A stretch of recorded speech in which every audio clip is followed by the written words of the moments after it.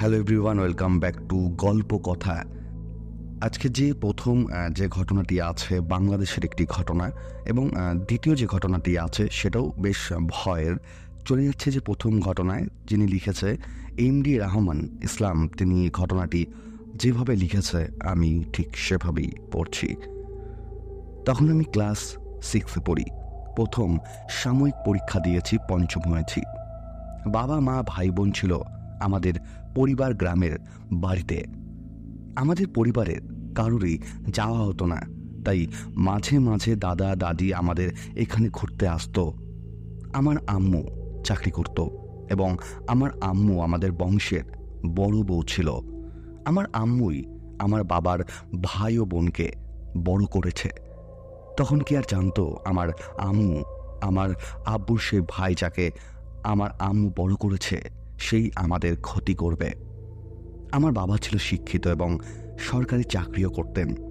আমার দাদা প্রায় তার সব সম্পত্তি আমার বাবার নামে লিখে দিয়েছিল। আমার আব্বুর অনেক ছোট ছিল তার ভাই ও বোন। আমাদের আব্বু আম্মু তাদেরকে নিজ সন্তানের মতো বড় করেছে। একবার আমার দাদা আমাদের বাসায় ঘুরতে আসে এবং 7 দিনের মাথায় তিনি অনেক অসুস্থ হয়ে পড়ে। কি হয়েছে কোনো ডাক্তারই ধরতে পারে না। তিনি একেবারে বিছানাতে পড়ে যায়। তখন আমার আব্বুর ছোট ভাই মানে আমার চাচা আমাদের বাসায় থাকতো বলে আমার ছোট চাচা, তিনি জিন বালক ম্যাজিক এইসব নিয়ে গবেষণা করত। আমার দাদার অবস্থা খুব খারাপ হতে থাকে। তিনি আমার বাবাকে বলে তাকে যেন বাড়িতে দেওয়া আসা হয় এবং যা হবে তা যেন বাড়িতেই হয়। বলে রাখি, আমার ফ্ল্যাটে 2টা বাথরুম, একটা আমাদের রুমের সাথে আর একটা একটু দূরে। আমার দাদা যেদিন বাড়িতে চলে যাবে সেদিন আমার আম্মুকে তিনি কিছু কথা বলে, কথাগুলো ছিল এমন যে আমার দাদা যখন রাতে বাথরুমে যায় তখন দেখে তার ছোট ছেলে মানে আমার বাবার ছোট ভাই বাথরুমে এদিক দিয়ে হেঁটে চলে যাচ্ছে এবং আমার দাদা তাকে বেশ কয়েকবার ডাকতে দেয়, কিন্তু তিনি সেই ডাকের সাড়া না দিয়ে চলে যায়। এরপর যখন আমার দাদা বাথরুমে ঢুকে এবং বাথরুমে কোমোটে বসে, তখন আমার দাদাকে অদৃশ্য কিছু জানি তার গা ধরে তার পায়ের সাথে লাগানোর চেষ্টা করছিল। যখন আমার দাদা বাথরুম থেকে দৌড় দিয়ে বের হতে চায় তখন তাকে ধাক্কা দেয় এবং তিনি নিচে পড়ে যায়। আমার দাদা ছিল 6 ফুট লম্বা। আমার দাদা পিঠে এবং মাজাতে অনেক ব্যথা পায়। এরপর আমার দাদা চলে যায় বাড়িতে। তিনি টানা 3 মাস অসুস্থ ছিলেন। শুধু অসুস্থ না, তিনি প্রায় তার মাজার ব্যথায় পাগল হয়ে পড়েছিল এবং তিনি প্রতিবন্ধী টাইপের হয়ে গিয়েছিল। তার মুখ দিয়ে লাল পড়ত। তিনি কোনো কথা বলতে পারত না এবং কি খেতেও পারত না। তিনার সব কিছু ছিল বিছানাতে, এবং কি টয়লেটও বিছানাতেই করত। আমার দাদার অবস্থা যখন বেশি খারাপ হয়ে যায় তখন তিনি আমাদের দেখতে চায়।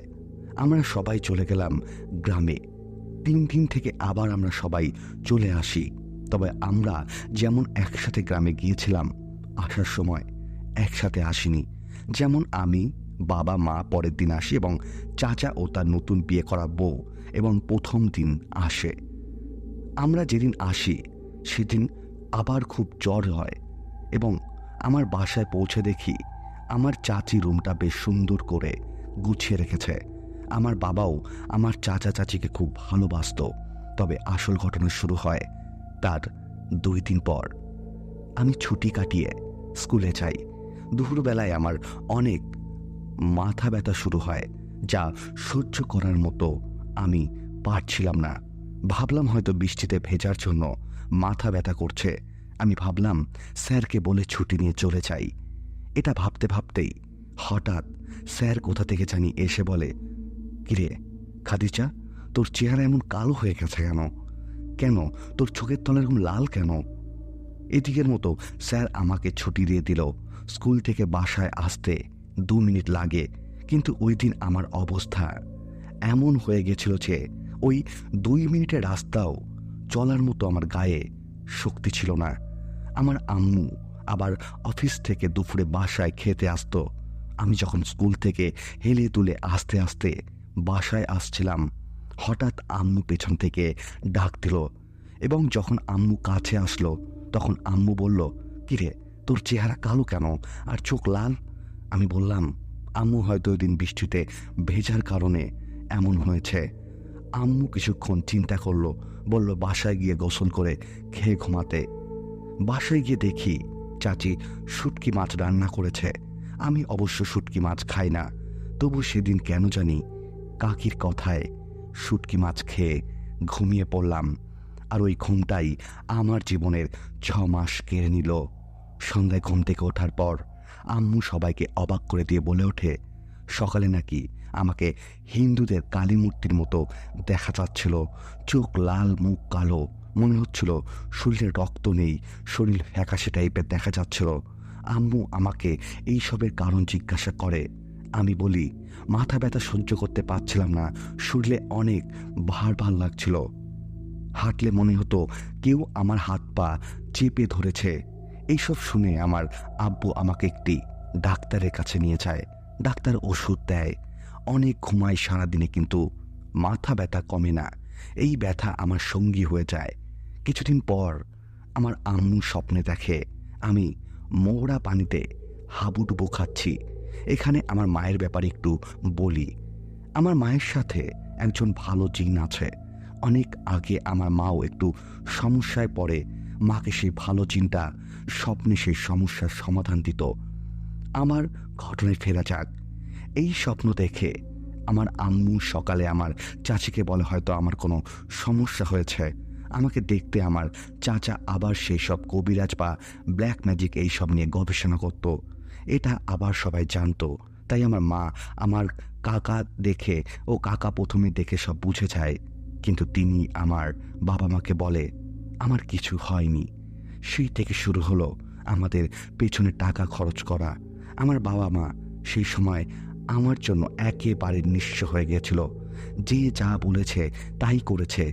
ডাক্তারে যেতে যেতে, ওষুধ খেতে খেতে আমার শরীর আরও খারাপ হতে শুরু করলো। চুল পড়ে যেতে শুরু করলো, রাতে ঘুম বন্ধ, ওজন বাড়তে শুরু করলো। তখন অবধি শুধু মাথা ব্যথায় ছিল। একদিন সন্ধ্যায় মা আমার দিকে বেশ কিছুক্ষণ তাকিয়ে জানি কিভাবে আমাকে বলল, আমার চেহারা হলুদ হয়ে গেছে, মানে জন্ডিস হলে যেমন হয় ঠিক তেমন, তবে চোখ এখনো রক্তবর্ণ। বিষয়টি এমন হয়ে দাঁড়ালো, হঠাৎ হঠাৎ আমার চেহারা রং বদলে যেতে শুরু করে। কখনো ফ্যাকাশে, কখনো হলদে রঙের। রাতে মা স্বপ্ন দেখল একটি কুকুর তার রাস্তা ভুল করে উল্টো দিকে দৌড়াচ্ছে। এই বিষয়টাও পরের দিন সকালে আম্মু আবার আমার চাচাকে বলে। পরে চাচা বলে এটা তেমন কিছু না। তবে আম্মু ওই দিন এক হুজুরের কাছে যায় এবং সব ঘটনা খুলে বলে। হুজুর বলেন যে সময় দেন, একটু দেখে জানাবো, মঙ্গলবার আসবেন। কথা মতো আমার মাও মঙ্গলবারে সেই হুজুরের কাছে যায় এবং হুজুর আমার মাকে বলে খাদিজাকে বলি দেওয়া হয়েছে, একটি সময়ের মধ্যে তাকে বলি দেওয়া হবে। খুলো ভাষায় কালো জাদু করা হয়েছে এত সময় পর মারা যাওয়ার জন্য। তবে হুজুরের বেশি কিছু বলতে পারল না। আমার মা পুরো গাল হয়ে গেল। বাসায় এসে কান্নাকাটি শুরু করলো। চাচাকে উদ্দেশ্য করে বলল, তুই থাকতে আমার মেয়ের ক্ষতি কি করে করলো? আমার মা পুরো পাগল হয়ে গেল। সেই রাত থেকেই আবার আমার সাথে নতুন করে আরও কিছু জিনিস ঘটতে শুরু করলো। যেমন রাতে ঘুমাতে গেলে কেউ কানের কাছে এসে ফিসফিস করে কিছু বলে, বাথরুমে গেলে পেছন থেকে কেউ অদৃশ্য ধাক্কা দিত। ভয় পাওয়ার সাথে তো ছিলই। আশেপাশে সবাই জেনে গেল খাদিজাকে চিনে ধরেছে। আমার আম্মু আব্বু পাগল হয়ে গেল। কত যে ভুয়া কবিরাজ দেখিয়েছি, হাজার হাজার টাকা নষ্ট করেছি, তার কোনো হিসাব ছিল না। উল্টো আমার চাচা বলল আমার কিছু হয়নি। আমার এক খালাতো ভাই, যাকে আমরা বাবা মা খুব স্নেহ করত, সে আবার ছিল কোরআনের হাফেজ। তাকে আমার বাবা মা গিয়ে সব খুলে বলে। সেও কিছু কিছু এইসব কালো জাদু বা জিন এইসব সম্পর্কে জানত। সে আবার ওপর দিকে আমার চাচার ভালো বন্ধু ছিল। তারপর আমার সে ভাই এক রাত পর আমার বাবা মাকে জানল যে আমি কি একদিন চুল ছেড়ে সন্ধ্যায় কোনো এক রাস্তা দিয়ে হেঁটে যাচ্ছিলাম। ঠিক তখনই অন্যজনের চালানকৃত জিন বহুল করে আমাকে আছড় করেছে। তারপর আমার খালাতো ভাই আমার বাবা মাকে সান্ত্বনা দিয়ে বলল, একটা ব্যবস্থা করতে হবে। আমার ভাইয়ের মুখে এইসব কথা শুনে আমার মা আমার ভাইকে বিশ্বাস করে। যাই হোক, এরপর থেকে আমার সাথে শুরু হলো অন্য সমস্যা। আমি যদি হাঁটা শুরু করতাম তাহলে মনে হতো কেউ পেছন থেকে ধাক্কা দিচ্ছে। আমি মাঝে মাঝেই অজ্ঞান হয়ে যেতাম এবং 2 ঘন্টা 3 ঘন্টা কেটে যাওয়ার পরও আমার তেমন কিছু মনে পড়তো না। মানুষের কাছ থেকে শুনি আমি না অজ্ঞান হওয়ার 2-3 মিনিট আবার অজ্ঞান হয়ে ফিরতাম। এরপরে হঠাৎ আমার মা এবং বাবা একজন কবিরাজের কাছে যায়। তিনি পুরো গ্রামের বাইরে ছিল। সেই কবিরাজের কাছে যাওয়ার পরে আমার মা এবং বাবা সেটা শুনে তারা মোটেও প্রস্তুত ছিল না। আমার চাচা নাকি আমার ওপর জিন চালান করেছে যাতে পুরো সম্পত্তি আমার চাচা পেয়ে যায়, এবং যে দাদার কথা আমি বলেছি তাকেও এই সম্পত্তির ভাগ দেবে বলে তাকেও মিথ্যা কথা বলতে বাধ্য করে। এরপরে আমরা 3 জনই আরও অসুস্থ হতে শুরু করি। তারপরে কবিরাজ আমাদের বলে যে একটা মাদুলি হাতে বাহন করতে। তারপরে আমরা 3 জনায় ওই মাদুলিটি হাতে পড়ি এবং আস্তে আস্তে আমি সুস্থ হতে থাকি। কিন্তু সত্যি বলতে তার 1 সপ্তাহ পরে আমার চাচাকে পাশের গ্রামের ডোবাতে মৃত অবস্থায় পাওয়া যায়। তারপরে সেই কবিরাজ বলে যে সেই জিন আমাদের কোনো ক্ষতি করতে না পেরে আমার চাচারই ক্ষতি করে চলে যায়। এটাই ছিল ঘটনা। আজকের প্রথম ঘটনাটি কিন্তু বেশ অন্যরকম ছিল এবং বেশ ভয়ের ছিল। আমার শরীর প্রচণ্ড খারাপ। আমি যে ঘটনা বলছি, কতটা কষ্টে যে বলছি সেটা আমিই জানি একমাত্র। আমি তোমাদের একটা রিকোয়েস্ট করব, তোমরা যখন ঘটনা শুনবে প্লিজ লাইক করতে ভুলো না এবং কমেন্ট করতে ভুলো না। কারণ তোমরা যদি লাইক আর কমেন্ট না করো তাহলে কিন্তু ঘটনার রিচ অনেকটাই কমে যায়। আমি তাই রিকোয়েস্ট করব তোমরা লাইক কমেন্ট করে গল্প কথার পাশে সব সময় থাকো, এটাই তোমাদের কাছে রিকোয়েস্ট। এবং যারা সাবস্ক্রাইব করোনি এখন অবধি গল্প কথাকে, অবশ্যই কিন্তু সাবস্ক্রাইব করে দিও। চলে যাব আজকের দ্বিতীয় ঘটনায়। আজকের দ্বিতীয় ঘটনাটাও বেশ অদ্ভুত এবং বেশ ভয়ের। আশা করব আজকের দ্বিতীয় ঘটনাটাও তোমাদের বেশ ভয় লাগবে। চলে যাচ্ছি দ্বিতীয় ঘটনায়। আজকের যে দ্বিতীয় ঘটনাটি আছে লিখেছে অর্ঘ্যদীপ চক্রবর্তী, এবং ঘটনাটি যেভাবে লিখেছে আমি ঠিক সেভাবে পড়ছি। আমি যখন ঘটনাটা পড়ছিলাম আমার কিন্তু বেশ ভয় লাগছিল। আশা করব তোমাদেরও বেশ ভয় লাগবে। আমার নাম অরুণ কুমার চক্রবর্তী। বয়স 50-এর একটু বেশি। আমি বর্তমানে থাকি বালিগঞ্জে। আমি একদম সাদাসিধে মানুষ। আমি একজন সফটওয়্যার ইঞ্জিনিয়ার। আজ আপনাদের যে ঘটনার কথা বলতে চলেছি তা আদৌ ভৌতিক না অলৌকিক তা আপনারাই বলবেন। আমার কাছে তা আজও রহস্যই হয়ে আছে। আজ থেকে প্রায় 40 বছর আগেকার কথা। আমার জন্ম মাতলা নদীর তীরে এক অখ্যাত গ্রাম আসানপুরে। তখনকার সময় ওই গ্রামের অবস্থা খুব ভালো ছিল না। গ্রামের বাড়িগুলো দূরে দূরে অবস্থান করত। এখন অবশ্য কিছু কিছু পাকা বাড়ি দেখা যায় এদিক ওদিকে। জনবসতি আগের তুলনায় একটু বেড়েছে। তখন একটাও স্কুল ছিল না আমাদের সেই গ্রামে। পাশের গ্রামে একটি মাধ্যমিক বিদ্যালয় ছিল, সেখানে পড়াশোনা হতো। একটি ছোট্ট স্বাস্থ্যকেন্দ্র ছিল, এখন আর সেটা নেই, বদলে একটা গ্রামীণ হাসপাতাল গড়ে উঠেছে। আর একটি হাট যা বছর সপ্তাহে একবার গ্রামের পাশে বয়ে চলা নদীর তীরে। এখন বসে সপ্তাহে 2 বার। শহরের বড় রাস্তা আমাদের গ্রাম থেকে 5 মাইল দূরে। বর্তমানে আমাদের গ্রামে একটি উচ্চ মাধ্যমিক বিদ্যালয়, একটি ডাকঘর হয়েছে। আমাদের গ্রামের মরুল মশাইয়ের নাম ছিল বিমল ভট্টাচার্য। একমাত্র সারা গ্রামের মধ্যে তার বাড়িটি হলো 2 তলা। তিনি খুব ভালো মানুষ ছিলেন। গ্রামের সকলের বিপদ আপদে পাশে দাঁড়াতেন। তিনি সকল সমস্যার হাসি মুখে সমাধান করতেন। গ্রামের মানুষরা তাকে খুব ভালোবাসত। এতটাই শ্রদ্ধা ভক্তি করতেন যেন তিনি গ্রামের সকলের কাছে ভগবানের সমান। তার 2 ছেলে, বড় ছেলের নাম অসিত ভট্টাচার্য আর ছোট ছেলের নাম ইন্দ্রজিৎ ভট্টাচার্য। দুজনেই কলকাতায় চাকরি করত। এখন তাদের কি অবস্থা আমার জানা নেই। এই কাহিনী যখনকার তখন বিমল ভট্টাচার্যের বয়স 75। সেদিনটা ছিল শ্রাবণ মাসের কোনো একদিন। দীর্ঘ 4 মাস ধরে ভট্টাচার্য মশাই কি এক পেটের ব্যথায় ভুগছিলেন। আমাদের গ্রাম ও পাশের গ্রাম থেকে অনেক ডাক্তার কবিরাজ শত চেষ্টা করেও যখন রোগ সারাতে পারল না, তখন কলকাতায় খবর দেওয়া হলো, সীমিত চিকিৎসাও শুরু হলো। এই রকমভাবে চলতে চলতে এক শনিবার সকালে তিনি দেহ রাখলেন। এমন ঈশ্বরতুল্য মানুষের মৃত্যুতে সারা গ্রামের লোক জড়ো হলো তার বাড়ির সামনে। খবর পাঠানো হলো কলকাতায় ছেলেদের কাছে। বড় আর ছোট ছেলে ফিরতে রাত হয়ে গেল। অফিস করে এত দূরে গ্রামে আসতে সময় তো লাগবেই, আর তাছাড়া তখন এইসব গ্রামের দিকে এত যানবাহন ছিল না। শবদেহ নিয়ে বেরোতে বেরোতে রাত 10টা বেজে গেল। সারাদিন ধরে বৃষ্টি হচ্ছিল, যদিও সেই সময় কিছুটা ধরেছে। ঠিক হলো গ্রামের জনা 10 ছেলে যাবে আর মোড়ল মশাইয়ের বাড়ির 10 জন লোক যাবে শ্মশানে, মোট 20 জন। আমিও সেই জনা 10 মধ্যে একজন। একে শ্রাবণ মাস, তাতে গ্রামের মেঠো রাস্তা কাদায় একাকার, ঠিকমতো পা ফেলানো কঠিন। তাও আমরা অনেক হ্যারিকেন আর মশাল জ্বালিয়ে এগিয়ে চললাম বলহরি হরিবল বলতে বলতে। যেখানে নদীর ধারে হাট বসত তার থেকে 5 কিমি উত্তরে শ্মশান। এই শ্মশান গ্রামের বাইরে অবস্থিত। যখন পৌঁছানো হলো তখন শ্মশান একেবারে শান্ত, এতটা নিস্তব্ধ যেন এই পরিবেশ পৃথিবীর নয় এবং তার বাইরে অবস্থিত। চারিদিকে মরার মাথার খুলি, শবের গায়ের জড়ানো গামছা, চাদর ভাঙা, লাঠি ছড়িয়ে ছিটিয়ে। গ্রামের শ্মশানে এমনিতেই বেশি লোক থাকে না, তার উপরেই বাদলা রাতে খুব একটা প্রয়োজন না হলে কেউ আসবে না এই মরার দেশে। আমরা কয়েকজন মিলে কাঠ জোগাড় করে চুল্লি সাজালাম। কাঠ ভিজে ছিল বলে ভালো করে আগুন ধরতে চাইছিল না, তাও আগুন ধরানো হলো কোনো কারণে। বড় ছেলে মুখে আগুন দিল। প্রায় মিনিট 15 পরে আবার শুরু হলো বৃষ্টি। মৃতদেহ সম্পূর্ণ দাহ হয়নি তখনও। আগুনের ওপর বৃষ্টি জল পড়াতে আগুন ক্রমশ নিভে আসছিল। শ্মশানে একটাও মাথা গোঁজার ঠাঁই ছিল না শবযাত্রীদের জন্য।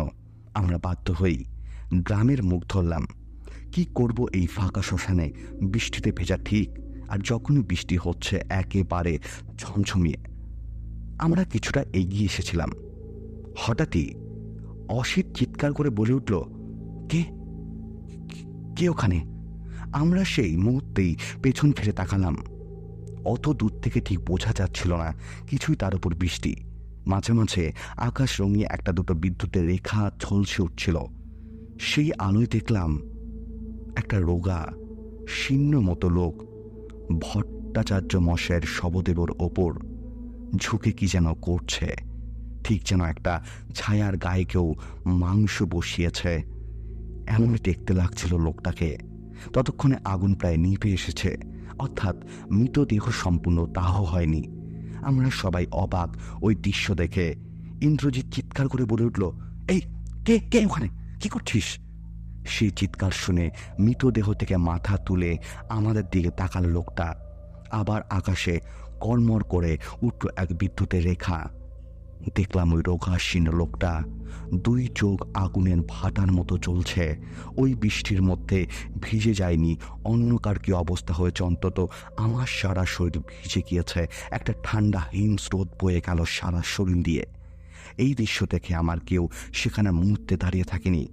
দৌড় দিয়েছিলাম গ্রামের উদ্দেশ্যে। এরপর কেটে গেছে বহু বছর। আমি উচ্চ মাধ্যমিক পাশ করলাম, কলকাতা কলেজে ভর্তি হলাম। পরে একটা চাকরিও জুটল। এখন মাঝে মধ্যে ওই দৃশ্যটা আমার চোখে ভাসে ওঠে। তখন আমি ওই হট করে পাথরের কলকাতায় ঘটনা কিছুই নয়, সম্পূর্ণ অবাস্তব। কিন্তু মন তখন জানান দেয় যে গ্রামের ওই রকম পরিবেশ, অনেক সময় এরকম অবাস্তব ঘটনা বাস্তবে ঘটে। আজকের কিন্তু প্রথম যে 2টি ঘটনা ছিল, 2টি ঘটনাই কিন্তু বেশ অদ্ভুত এবং বেশ ভয়ের। আর সত্যি বলতে যে গ্রামের দিকে, গ্রাম অঞ্চলে কিন্তু এরকম ভৌতিক ঘটনা অনেকই ঘটে, যেগুলো কিন্তু শহর অঞ্চলে বিশ্বাস করা বিশেষ করে দায়ের। কিন্তু যাদের সাথে ঘটনা ঘটে তারাই কিন্তু বোঝে অ্যাকচুয়ালি।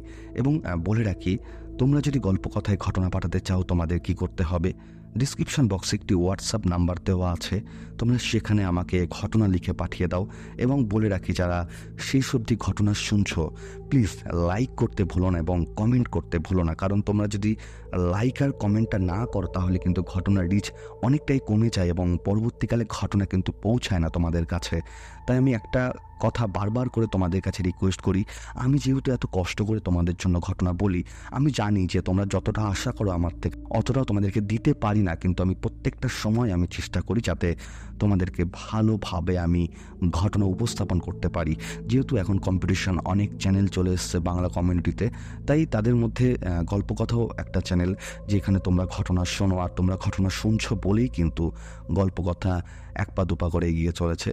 এবং বলে রাখি, গল্পকথা কিন্তু কোনো রকম কুসংস্কারকে প্রমোট করে না। আমরা ঘটনাগুলি শুধুমাত্র এন্টারটেনমেন্ট হিসেবে বলি। আশা করব তোমরা যেখান থেকে শোন না কেন, তোমাদের জায়গার বিষয়ে যদি কোনো ঘটনা এখন উপস্থাপন করা হয়, তোমরা কিন্তু ঘটনাগুলিকে শুধুমাত্র এন্টারটেনমেন্ট হিসেবেই কিন্তু গ্রহণ করো। গল্পকথা এর কোনো সত্যতা বিচার করে না এবং কোনো রকম কুসংস্কার ছড়ায় না। চলে যাচ্ছি আজকের লাস্ট ঘটনা, এবং আজকে যে লাস্টের যে ঘটনাটি আছে সেটাও বেশ ভয়ের, কারণ আমি যখন পড়ছিলাম আমারও বেশ ভয় লাগছিল। চলে যাচ্ছি আজকের লাস্ট ঘটনায়। আজকের যে লাস্ট ঘটনাটি আছে তিনি তার নাম উল্লেখ করেনি, তিনি ঘটনাটি যেভাবে লিখেছে আমি ঘটনাটি ঠিক সেভাবেই পড়ছি। ঘটনাটি বরিশালের বাউফল থানার মুলাতি গ্রামের। ঘটনাটি 40 বছর আগে। আমার এক নিকট আত্মীয়র ঘটনা, ওনার কাছ থেকে শোনা তার ভাষায় আমি ঘটনাটি বলছি। আমার বয়স তখন 22 বছর। আমার বাবার খুবই ডায়রিয়া হয়েছিল। গ্রামের এক কবিরাজকে দেখিয়েছে এবং সে বলে না যা তাড়াতাড়ি সম্ভব শহরে নিয়ে ভালো ডাক্তার দেখাতে, কারণ তখনকার দিনে গ্রামের দিকে কোনো ডাক্তার ছিল না ভালো, আর শহরে 25 কিমি দূরে। শহরে যেতে হবে নৌকায় করে। যোগাযোগে একমাত্র উপায় ছিল নদীপথ। ভালো রাস্তা তখন ছিল না। বাবাকে নিয়ে যখন রওনা হই তখন বেলা 12টা বাজে। প্রথমে আঁকাবাঁকা ছোট খাল পেরিয়ে বড় নদী ও তারই পরে শহরে পৌঁছাতে আরও ঘন্টা লেগে গেল। বিকাল 5টার দিকে বাবা মারা যায়। বাবার লাশটা নিয়ে আমি আবার বাড়ির দিকে রওনা দিই। বড় নদীটা যখন পার করে খালের দিকে নৌকা ঢোকাই তখন দেখতে পাই নৌকা আর চলছে না, নৌকা কাদায় আটকে গিয়েছে। তখন ভাটা চলছে, জোয়ার আসবে রাত 12টার দিকে। তখন সময়টা আনুমানিক সন্ধে 6:30 হবে। শীতকাল থাকায় এই সময় অন্ধকার হয়ে গেছিল চারিপাশ। আকাশে জ্যোৎস্নার আলো খুব কম। জ্যোৎস্নাশূন্য একটি স্থানে এসে নৌকাটা আর চলছে না। খালটার বাম পাশে একটু দূরে একটি পরিত্যক্ত শ্মশান, আর তার ডান পাশে গভীর জঙ্গল। জঙ্গলের বটগাছগুলো দানবের মতো দাঁড়িয়ে আছে। বটগাছের ডালে কিছু বাদুড় ঝুলে আছে। এতটা নির্জন জায়গায় যে কোনো শব্দ হলেই বুকের ভেতরে কেমন যেন করে ওঠে। ভয়ে বাবার লাশটা স্পর্শ করে বাবার পাশে বসে থাকি। শুধু অপেক্ষা ছাড়া আর কোনো উপায় নেই। একটা চাদর দিয়ে বাবার লাশটাকে ঢেকে দিয়েছি। রাত যত বাড়তে থাকে ভয় ততটাই তীব্র হতে থাকে। মনে হয় জঙ্গল থেকে কিছু একটা বেরিয়ে এসে আমাকে ধরবে। হঠাৎ কেমন যেন একটু দুলে উঠল মনে হলো আমার মৃত বাবা। আমার ঠান্ডা শরীর থেকে হাতটা সরিয়ে নিই। বাবার শরীর তখন পুরো ঠান্ডা হয়ে গেছে। দোয়া যতটুকু পড়ি সবই পড়তে চেষ্টা করেছি, কিন্তু ভয়ে কিছু মনে পড়ছে না।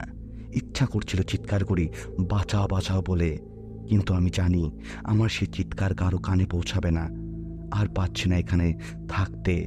নিজের মৃত বাবাকেও ভয় করছে। আনুমানিক রাত 11টায় একটা ছায়া দেখতে পেলাম বটগাছের আড়াল থেকে বেরিয়ে আমাদের নৌকার কাছে আসলো। আমাকে জিজ্ঞাসা করলো, তুমি কি এই দিকে যাবে? লোকটি একটা চাদর গায়ে জড়িয়ে আছে, তার মুখটা চাদরে ঢাকা ছিল। লোকটি ইশারার দিকে দেখালো যে ওই দিকে আমরা যাচ্ছি। লোকটিকে বললাম জোয়ার আসলে যাব। লোকটি নৌকায় উঠল, বাবার কাছে বসলো, কিন্তু বাবার সম্পর্কে কিছুই জিজ্ঞাসা করলো না। এক দৃষ্টে বাবার লাশটার দিকে চেয়েছিল। লোকটার মুখটা আমি তখনও দেখতে পাইনি। এই গহীন জঙ্গলে এত রাতে তার আগমনের কারণটা পর্যন্ত জানতে ইচ্ছা করে। আগমনের স্বস্তি পেয়েছি। রাত 12টার দিকে জোয়ার আসলে আমি নৌকাটা চালাতে শুরু করব। নৌকা যত সামনের দিকে যাচ্ছে ততই একটা গন্ধ নাকে লাগছে। ধীরে ধীরে গন্ধের তীব্রতা বাড়তে থাকে। কিছু কচুরিপানা কলাগাছও মরা একটা গরুর ফুলে থাকায় সেইখান থেকেই জটলা এমনভাবে নৌকাতে আটকে আছে যে আমি অনেক চেষ্টা করেও নৌকাটাকে কিছুতেই সামনের দিকে নিয়ে যেতে পারছি না। বাধ্য হয়ে আমি নৌকা থেকে পানিতে নামি। প্রায় 5 মিনিটের পর আমি নৌকার কাছে আসি। তখন যা দেখলাম, বুকের ভেতরে কেমন যেন উঠল। দেখি লোকটা বাবার বুকের কাছে বসে বাবার বুকের ভেতর হাত ঢুকিয়ে দিয়ে কলিজাটা বের করে দিয়ে, তখন আমার কোনো উপায় নাই, কি করব কিছু বুঝতে পারলাম না। লোকটা আমার দিকে যখন ঘোরে তখন ঠিক গলার মাঝখানে বেটাটা ঢুকিয়ে দেয়। এত কিছুর পরেও আমি সেখানে দাঁড়িয়ে থাকতে পারি না এবং কোনো রকমে আমি ড্যাঙায় উঠে সেন্সলেস হয়ে যাই। যখন আমার জ্ঞান ফেরে আমি আমার আশেপাশে কিছু মাঝি দেখতে পাই। আমি তাদেরকে সমস্ত ঘটনা খুলে বলি এবং তাদেরকে নিয়ে আমি আমার নৌকার কাছে যাই এবং গিয়ে যেটা দেখি সেটা দেখে আমি অনেকটাই ভেঙে পড়ি। কোথায় আমার বাবার লাশ? সেখানে কোনো লাশ নেই, শুধু রক্তের তলা পড়ে আছে এবং বাবার গায়ে যে চাদরটা দেওয়া ছিল শুধু সেই চাদরটা ওখানে রক্তাক্ত অবস্থায় পড়ে আছে। সেই মাঝিরা বলে যে আমার বাবাকে নরু পিশাচে নিয়ে গেছে। সে নাকি আমার বাবাকে অনেকক্ষণ ধরে ফলো করছিল আমরা যখন নৌকাটা নিয়ে আসছিলাম। এরপরে প্রায় অনেকটা বছর কেটে গেছে, সেই কথা আমি এখনো ভুলতে পারি না। এটাই ছিল ঘটনা।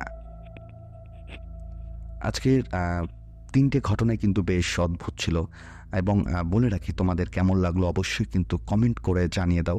এবং যেহেতু আজকের আমার শরীরটার অবস্থা খুব খারাপ, আমার গলার পরিস্থিতিও খুব খারাপ, আমি চেষ্টা করেছিলাম আজকের ঘটনাগুলো যাতে আরও অনেকটা বড় হয়, তবে হয়তো আজকের ঘটনাটা অতটা বড় ছিল না, অনেকটাই ছোট ছিল। আমি চাইছি সবসময় যে তোমাদের যাতে 30 মিনিটের ওপরে যাতে আমি ঘটনা দিতে পারি। আজকেও সেটা চেষ্টা করেছিলাম, কিন্তু আমার শরীর এতটাই খারাপ যে আমি সেটা করতে পারলাম না। এবং বলে রাখি, তোমরা যদি গল্প কথায় ঘটনা পাঠাতে চাও তোমাদের কি করতে হবে, ডিসক্রিপশন বক্সে একটি হোয়াটসঅ্যাপ নাম্বার দেওয়া আছে, তোমরা সেখানে আমাকে ঘটনা লিখে পাঠিয়ে দিতে পারো। এবং বলে রাখি, তোমরা যদি আমাকে ঘটনা না পাঠাও তাহলে কিন্তু ভালো ভালো ঘটনা তোমাদেরকে পড়ে শোনানো সম্ভব নয়। তাই আমি তোমাদের রিকোয়েস্ট করব, তোমরা আমাকে ভালো ভালো ঘটনা লিখে পাঠাও।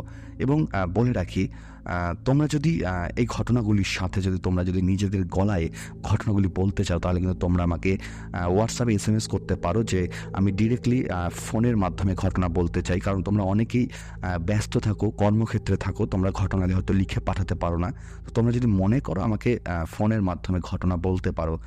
এবং যারা আজকে ফার্স্ট টাইম গল্পকথার ঘটনা শুনছো, প্লিজ চ্যানেলটিকে সাবস্ক্রাইব করে গল্পকথার পাশে থেকো এবং লাইক এবং কমেন্ট করতে কিন্তু ভুলো না, কারণ লাইক আর কমেন্ট না করলে কিন্তু রিচ অনেকটাই কমে যায়। অনেক ধন্যবাদ আজকে 3টি ঘটনা শোনার জন্য। দেখা হচ্ছে সামনের দিন ঠিক রাত 10টায়।